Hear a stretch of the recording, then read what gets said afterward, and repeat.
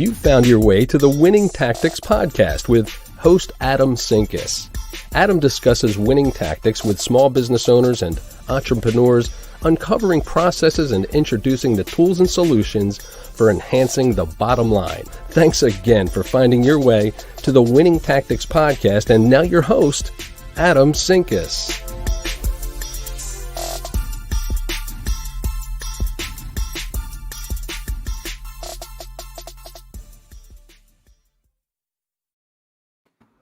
All right. Happy Thursday, everybody. Welcome to yet another wonderful episode of the Winning Tactics podcast.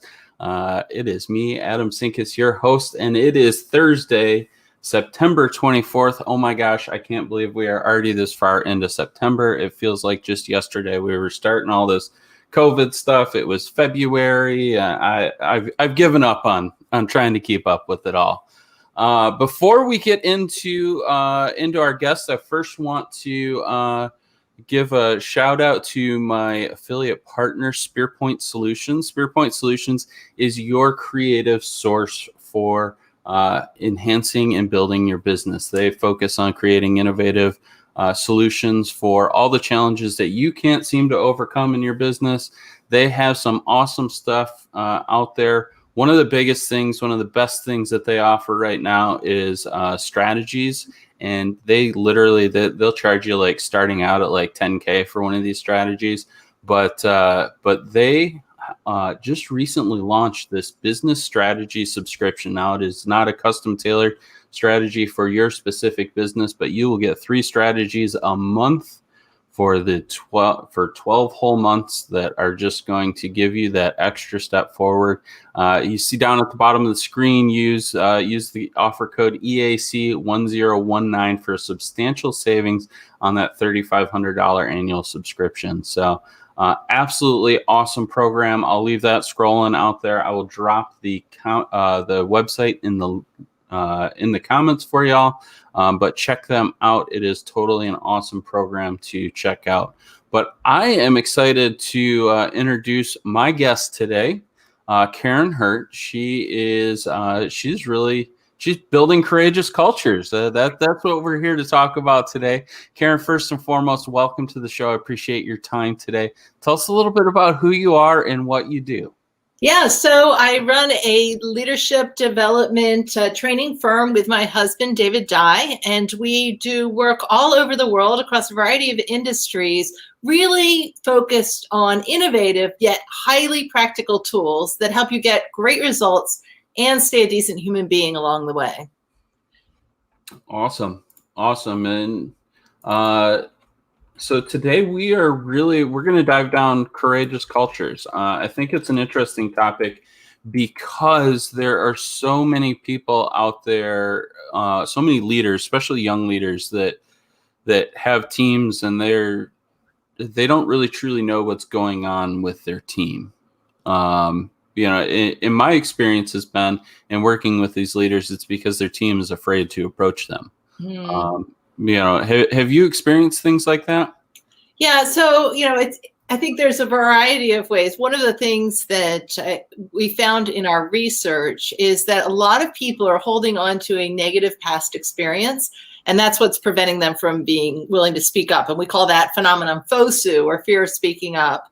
And so, as a leader, whether you are a supervisor, a middle manager, or an executive, one of the most important things you can do is first be really clear that you want people's ideas and communicate that consistently, but also be very clear about where you need great ideas. And I think one of the mistakes that we see people make is they go out and they say, yeah, my door is wide open, or, give us any ideas you have to improve the business. And that feels really intimidating to people. And so instead, if you can go out and say, where we need it, here's where we're headed, and I need your ideas about this. I think that makes it a lot easier for people.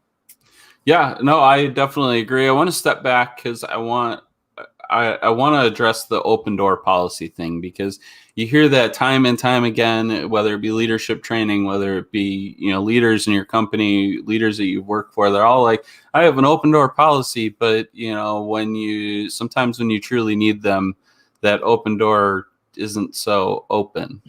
And so I think it's this big fallacy that of what an open door policy is and what it should be. And so I always laugh at how people tend to perceive what that open door policy is. What is your take on the open door policy as a whole and how it's perceived versus the reality of it? Yeah, so I mean, the trouble with an open door is that it still takes courage for most people to walk through it. And so if you're not doing other things to create an environment of openness and trust, your door can stay open, but you're not going to have any visitors.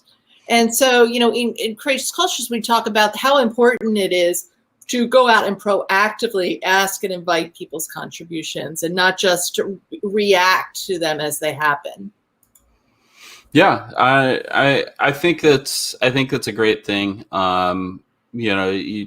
Leaders, I think, get pulled into meetings and things like that and don't often get enough time, or they don't make enough time to go out and be proactive with their team in that respect. It's the guilt of we have to have a meeting for a meeting for the meeting for the meeting. Yep. Right. And all of that should have really been an email that we could have all addressed in 5 minutes. So how do you approach, just making sure that you have the time to go out to be with your team? Well, I think the first thing is, we're all about what we call mind the MIT, which is the most important thing. And right now, particularly right now, we all have more work than we can possibly do, right? Everybody's been on this fast pivot to do the best they can with what they have from where they are.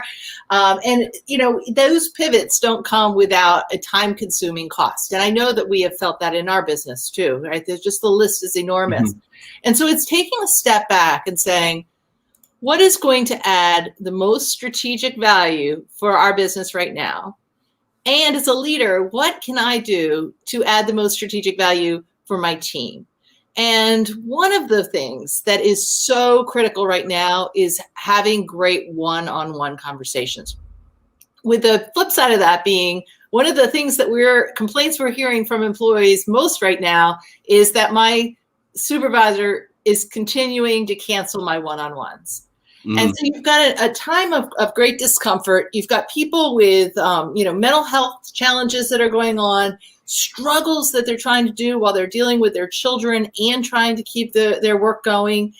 The need for connection, the need for direction, prioritization, the need for communication of, what's really important here, all of that is more important than ever. And at the same time, you see supervisors say, I'm too busy to have that connection. And now you're in a downward spiral, right? Yep. So I'd say one of the most important things you can do as a supervisor is show up in these one-on-one meetings.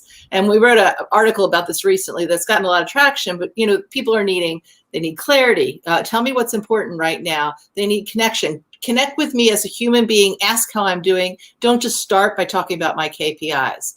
They need curiosity. They need you showing up and saying, hey, how can I be most helpful to you right now? What's your biggest challenge here? Right. Mm-hmm. So they don't have to be long meetings, but they do need consistency, and people need to know that they can count on those things happening. Yeah. One thing I love that you point out is don't focus on KPIs. When I was, directly in front of a team all the time, I used to start my one-on-ones with, how are things at home? How's life going? And then we get into, what's going on in your day-to-day? How do you feel about how things are going on? I literally wouldn't talk about numbers until about the last 2 to 3 minutes of it. We talk. Everything I did was about behaviors, right? So, the numbers are the numbers, whether we like them, don't like them, it doesn't matter. But the behaviors is what's causing those numbers. So everything that I got all my conversations on was all about behaviors all the time. And what ended up happening is when I left that last leadership role, direct leadership role, I am now I talk to those people almost as much as I did when I led them. Wow. So you really built that deep, heartfelt connection, human connection.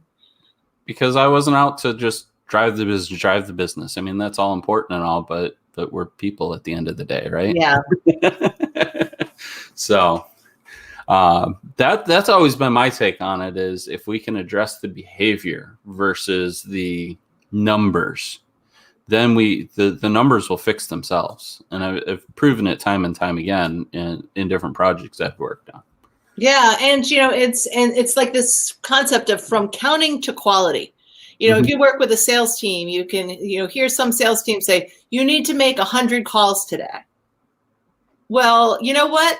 10 really good calls are as valuable or more valuable than 100, just pick up the phone and dial.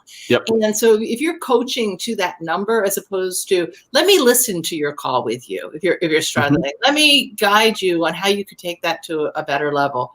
And that's tricky, particularly if you're a new supervisor, because it's easier to look at just the quantitative number and say, is this good? Well, I think it's interesting because supervisors and mid-level managers sit in this really interesting space, right? Because they have to be people focused because that's how their teams operate. But the message that's coming to them from the business, from the upper levels of the business, is all numbers and KPI driven. And so it's that bridge of translating numbers and KPIs to behaviors and people. Yeah. And so I always thought that was an interesting place when you sit in that role as to how do you balance that out. So do you have any tips on how you approach balancing that out? Or yeah, you need to. So I think it's when you are in that middle role, right? One of the things you need to understand is what is critically strategically important to the executive suite. Right. And you need to be able to position your initiatives of what you're doing to drive those numbers. And so I think even to that extent, you go to your quarterly ops review, right? And you've got your scorecard and you sit there and you've got this discipline and they say, hey, why is this yellow? Right. And so from their view, so you need to be able to say, be able to understand why your numbers are the way they are, because that would be one of the things that would drive me crazy as an executive, where I would look and I'd say, well, there's this pattern here, or there's this thing, and how could I understand their numbers better than them? Like, that drove me crazy. So make sure you can understand the numbers, right? And if there is a trend, be able to explain it. To say, okay, well, yes, we've had this. Now, here's what I'd see the impact of COVID has been, and this is why I know. Because we've seen it, I've dissected it, and we know that the issue is bigger in California than it was in our clients in Maine. And we know that this correlates to the level of shutdown that we've had, and to be able to articulate that, because that will calm your executives down. First and foremost, they want to know that you are in it and that you understand it. And then I'd say it's about talking about behaviors. So here are the strategic initiatives. Because the data says this is our plan for the next 3 months. This is our priority. And this is what I'm doing to ensure that my team is executing on the plan. And, so I think part of all of that is, I always felt like a big part of my job as a middle manager was just keeping everybody calm above it, that it's under control. Yes. And then it's taking that same level of calm and giving clear direction and helping people break down to the behaviors that they need to do to make that happen. As opposed, and one of the biggest mistakes I see new supervisors make is they go in and just say, they said above, we need to get to 95. So you need to get to 20, and then they just break down the number, and every one-on-one meeting, they're talking about that number, as opposed to saying, hey, let's look at your market. Where do you think the deepest opportunity here? What do you think? You have an opportunity in your embedded to expand your work in your existing clients, or are those pretty much tapped out? And do you really need to have a new client acquisition strategy? Right? That's a helpful supervisor conversation. Yes. I think it's really interesting, right? One of the things I always focused on with everybody I've ever led is leading them to what I know the answer is. Right. And but at the end of the conversation, it's not about me discovering that.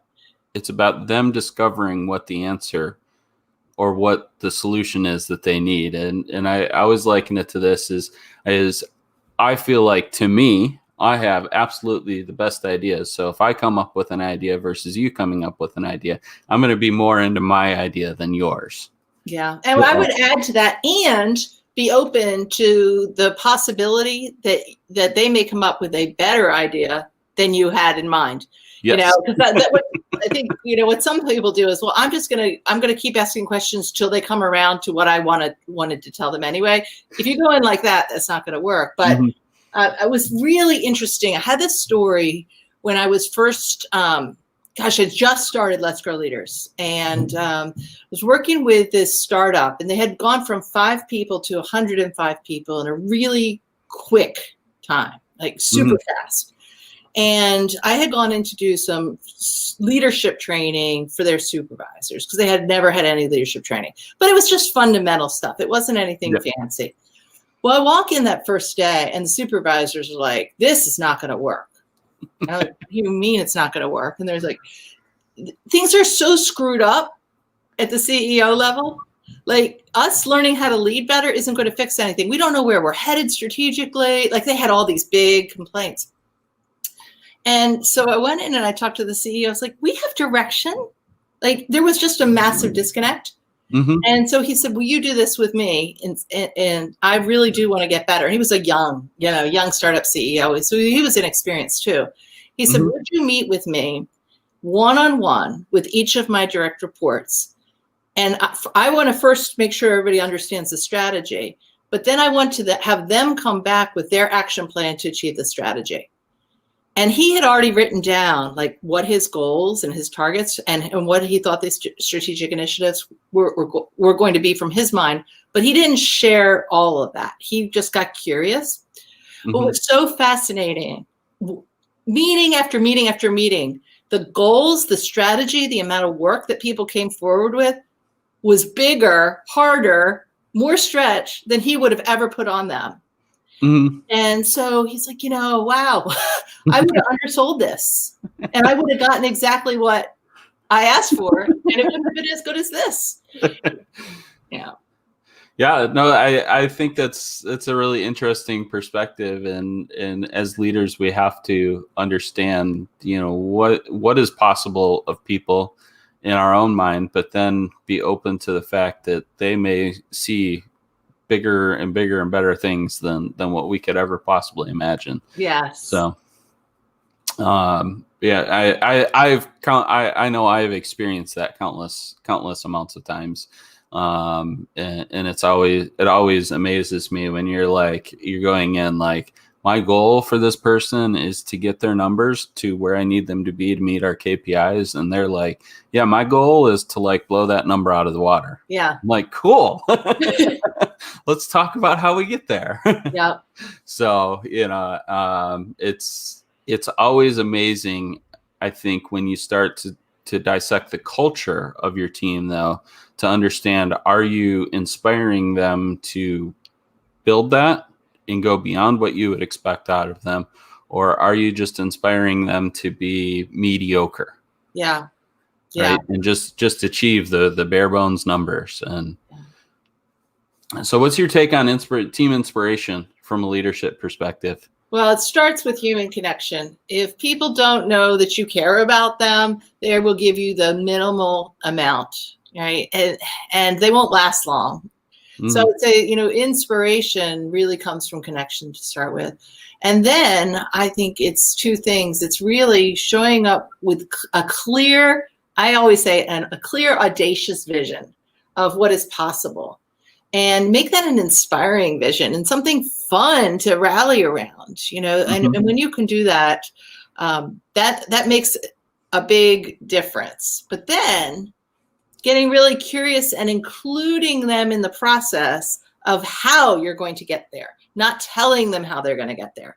And that is also really inspiring. We did this, was one of my biggest success stories in my roles at Verizon. So I was at Verizon for 20 years before I started Let's Grow Leaders.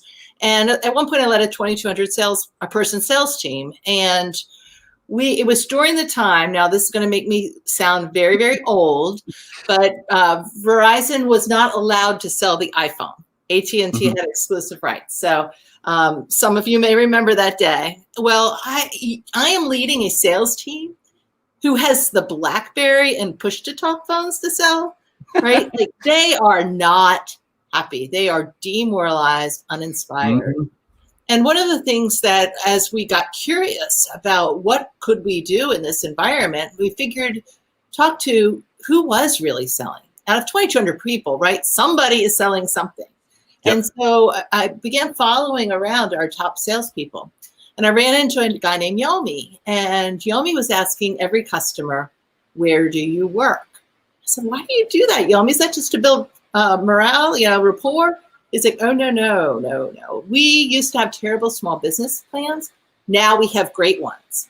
So the customers are still nervous about using an iPhone for business. So they could be coming into our stores to port out their phone to take to AT&T, the personal one. But in their other pocket, if they own a small business, there is likely a BlackBerry, right? Or some other secure phone that is with another carrier. I just have to find out it's in their pocket. And he was bringing over lines 5 and 10 and 20 at a time, right? So this, I'm like, oh, this is the great strategy. But my district managers, the other ones, are like, we've tried selling to small business before. It's never going to work, right? So they're still demoralized. So now what you've got to do is prove to them that this will work. So this is getting clear. I'm like, all right, I don't know if this is going to work. A little bit of humility. But what I do know is next Tuesday, every single salesperson is going to ask every customer where they work. And we're going to make it feel like a holiday. We did all these crazy things like, we got dressed up in costumes and came in the back of the store. We put balloons everywhere. And we put Red Bull in our trucks and we hit all 110 stores. Here's the thing. They had to do the behavior. They had to, that was up the accountability and up the fun. Well, we collected those stories of why that worked that day. We quadrupled our sales on that day. Not quadrupled our small business sales, quadrupled our sales, right? So one question, one behavior. So then you go bring everybody back together and say, okay, if it could work on a random Tuesday with a little bit of attention on a single behavior, it could work any day. And now you're clear. This is our new strategy. Yep. Follow me, right? Well, we went from 2% of our sales being from small business to 20% of our sales being from small business. That demoralized sales team regained their mojo and they won the President's Award for Customer Growth, right? But you can't just say, follow me, do it this way if they don't believe. You've got to go grab them, right? And ease them in and bring them along with you. And I think that is a really important part of this. Yep. I've always likened it to the, would you try this? Yes. Right. It's not this is the behavior I want, but would you try this? Right. In asking them to just give it a try. If they wholeheartedly give it a try and it doesn't come to fruition for them, cool. We'll go back to the drawing board and we'll find something else that will work. Yep. But that, in my experiences, instilled a lot of trust with teams as well. So I absolutely love that story. I think that's so cool because in sales, there's especially sales, there's so many old school salespeople out there that have their way of doing it. And this is what works. And you see all these sales systems that are built on, in my opinion, a very antiquated sales model. And they go, well, this is what works. You have to make 1,000 calls a day. You have to do this. You have to do that. It's a numbers game. It's a numbers game. Well, no, you just don't want to try. You don't want to try something else. Yep. I'm in the mindset of working smarter, not harder. So I would rather make 10 calls that I know I have a high probability of closing 3 or 4 of them than make 100 calls and close the same 3 or 4 people. Yeah. So, let's talk about building your infrastructure for courage a little bit. Let's dive into that. We understand the why. I think pretty well. It's a lot of fear. It's a lot of not creating that open culture within your team, that truly open culture.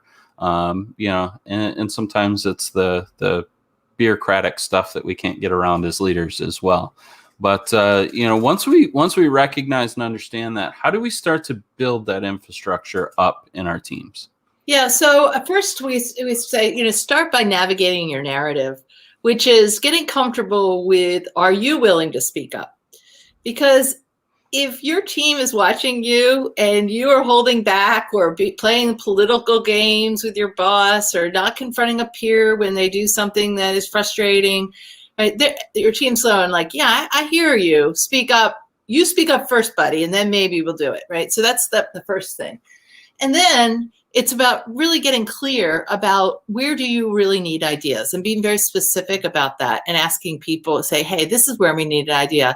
Then showing up curious, really asking people, deliberately asking for those ideas. And then this is really important, responding with regard, right? If somebody brings an idea, what are you doing with the idea? And you want to respond with gratitude, thanking them for the idea, information, letting them know what's going to happen next, even if it's that it's not going to be used and why, and then an invitation to continue to contribute more. Hey, I really appreciate that idea of a new direction that we can take the company. You know what? That's not where we're headed right now. We're headed over here. But if you have any ideas about what we can do in this regard, I am all ears, and I think that is really good. And then other infrastructure things are really aligning your HR systems and processes to make sure that it's actually encouraging the behaviors that you want. So for example, if you have a stack rank performance appraisal system, you are not encouraging collaboration. You're encouraging competition. If you go into your new hire orientation and you just say, here, sign these onboarding papers. Here's the strategic message of where we're headed. Do you have any questions? Right? That's all clarity stuff, but you're not inspiring them. Instead, what if you say, hey, sign your papers. Here's where we're headed as a company. Do you have any questions? Now, before you go, I would love, now that you know where we're headed, I'd love to hear, how did it work at your last company? What are some of the best practices that you're bringing, right? Giving people from day one a clear message that their voice matters, that their ideas are important, and that they have something to contribute. And, your recognition systems, are you rewarding someone who just because they accomplished the goal, or are you also rewarding the person who took a really strategic creative risk? It was a great idea, but it didn't work. Now, are they getting in trouble, or are they also being celebrated for, at least you came up with a good idea and it was worth a shot, right? I love the celebration piece. I celebrate. So I believe in two things, right? We talk about learning from our opportunities or our losses, right? But I talk about with leaders how to celebrate success in really doing it in a meaningful way, which I think is different than a lot of people approach it, because the first thing we do is the thank yous, the attaboys, the celebrate the win, right? But then we start talking about, why did we win? What made us successful? Where can we use that in other places, right? And so, taking that winning opportunity where so many people leave it as hey, great job, high fives around, and walk away from it, to how can we take that into other projects and other places that we can continue to win? And so it's always been an interesting piece to me, because we leave winning at such an awkward place in my mind. Yeah. So, but really, really cool. I love the idea of acknowledgement. I'm a big fan of, let's do lunch on Monday for people, for our teams. Not Friday. Friday lunch, everybody expects a Friday lunch. But when you show up to work and you get a pizza lunch on a Monday because, hey, you guys did a great job last week, like that surprises people, it delights people, and food is a great motivator. I always said food makes people feel valued. It does. And it's funny. The other day we were on this this executive strategy session with one of our clients, and this guy, he was super hungry. He was like on this juice cleanse or whatever, and he's like, "My wife is making me be on this juice cleanse. I'm unhappy." Well, while we're still on the call, his doorbell rings, and his boss had sent a pizza to his house. That's awesome. That's absolutely awesome. So let's move into kind of our last topic and talk about diversity, because I think for a lot of people, diversity is kind of a big mystery. We hear the term diversity, and we're like, well, that just means we need to have people with different backgrounds and different things. But in my mind, it's a lot more than that. What is your take on diversity as let's look at it from a definition standpoint almost? Well, when we talk about diversity, you are talking about you can't really have diversity without inclusion, right? So I think that diversity, it was so funny. I was talking to a client and I said, now they had hired a diversity consultant, because that's not what I do primarily, right? And and I said, well, they're going to tell you, she's like, what should I be asking this person? I'm like, well, they're going to tell you that there's a difference between diversity and inclusion. She's like, what does that mean? Everyone we interviewed said that. And I think this is what that means. A diversity is being very deliberate in attracting and retaining people who have different backgrounds, different perspectives, different life experiences.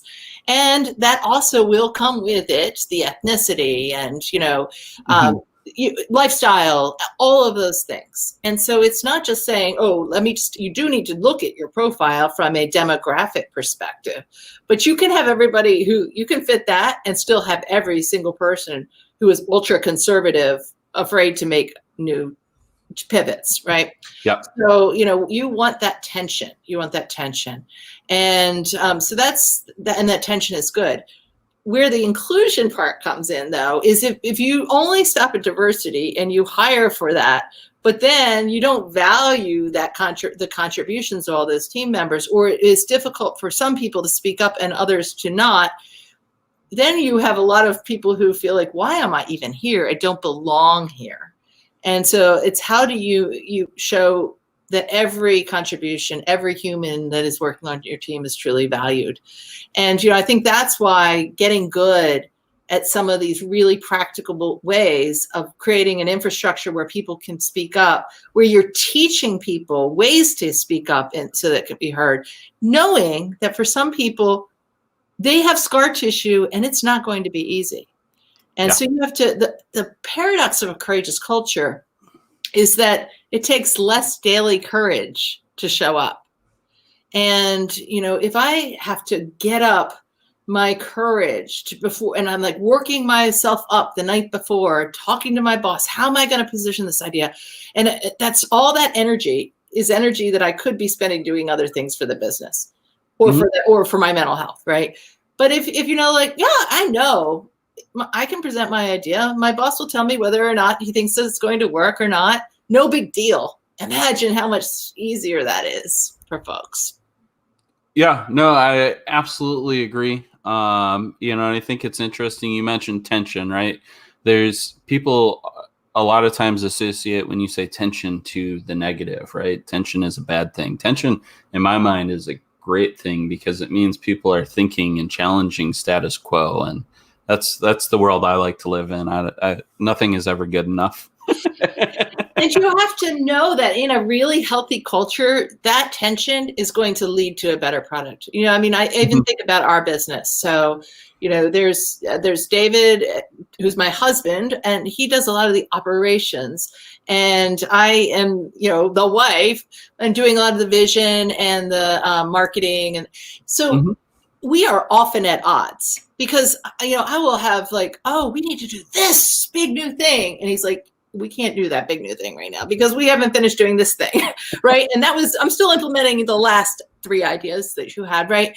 And, sometimes that's really frustrating. I'm like, but no, we have to go here now because the market is here and everybody's working from home. We have to create this new thing. And, and so that's, both of those are right?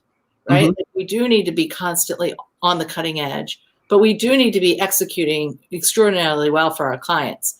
And sometimes, and you have to be able to talk about those things in a healthy way, right? That maintains the relationship, like particularly for us, right? We don't want to be angry at each other. Yeah. So I think that, when we talk about diversity, being deliberate, especially I know you've got a lot of smaller companies that, are listening to this. It's tempting when you have a small company to go hire people that feel good to be around because they affirm your ideas. And probably what you need is the one who is going to be continuing to question your ideas and challenge your thinking. Yeah, no, exactly. Yes men do not progress business forward by any stretch of the imagination. Have you ever read the book Rocket Fuel? No. You need to read Rocket Fuel because it talks about there's two primary roles in the top leadership of every company. You have a visionary and an integrator. Mm-hmm. And you are the visionary and your husband is the integrator. Yep. I come up with the ideas and I make sure they all get done. Yeah. So I think it would be a very interesting read for you, but definitely check it out. But looping back into our conversation, diversity I think is it does belong with inclusion, right? Because you have to include everybody into what's going on with the company. You have to drive them to want to include the rest of their team, even though there might be those tensions in the process. Yeah. So absolutely love that. We are getting towards the end of time, so I always like to wrap these up with some final thoughts. So for those that don't have the full 30 plus minutes to listen to this, what is one thing based on everything we've talked about today that somebody should take away? So first of all, think about where you most need a great idea in the business. Don't, not a gazillion ideas. One place that you really need a good idea, and then go out and ask about that. That's if you are in a management position. But if you're the one with a great idea, how do you position that? And so, we have a model we call the idea model. And we say, why is this idea interesting, strategically aligned with where the business is headed? Why is this idea doable? Can we really pull this off right now? Is it engaging? Meaning who else might think this is a good idea and who should we bring in? And actions, what are a couple of the key first steps that you would recommend? If you have an idea and you present it to management in that framework, they are going to think you are a critical thinker who cares about the business. They may or may not implement your idea, but you know what? You're still already ahead. You're already winning, right? Because you've just advanced your reputation. Yep. Couldn't agree more. Absolutely love the framework. We will make sure that we mention that in the comments, in the show notes for this as well, because I think that's a really, really cool framework that people can really easily implement into their kind of daily approach to problem solving in their businesses. So cool. Where can people find you? So our website is letsgrowleaders.com. And there you can download an idea incubator guide, which is some of the tools. You can download a free chapter to the book, Courageous Cultures. And of course, the book, Courageous Cultures, How to Build Teams of Micro-Innovators, Problem Solvers, and Customer Advocates is available on Amazon or anywhere books are sold. Cool. Awesome. Well, I so much appreciate your time today. Lots of absolutely amazing nuggets of information, things that people can do both in leadership and non-leadership positions to really help progress their companies and themselves forward ultimately. Because I don't know about you, but the companies that I've worked for in the past, the people that move up are the people that bring the ideas to the table and help grow the business. So absolutely love it. Again, I really appreciate your time today. There will be no Winning Tactics podcast next week. I have some other projects that I have to put some focused attention to, but we will be back. I will have posts about it all over my LinkedIn and Facebook page as to exactly what the future holds. We will definitely be doing this in a couple of weeks. I just don't know exactly what time yet. So, but for those of you that were listening today, I appreciate your time, appreciate your energy in joining us. Karin, again, I really appreciate your time as well. And we all have a wonderful weekend, and we will chat soon. Hit me up on LinkedIn, YouTube, Facebook, all the social channels. Just search Adam Sinkus. I show up. Google search me. You'll find me like 5 pages deep. So come find me, chat with me, connect with me. Connect with Karin as well. Her contact or information and LinkedIn profile, that will be in the show notes as well. Have a wonderful weekend.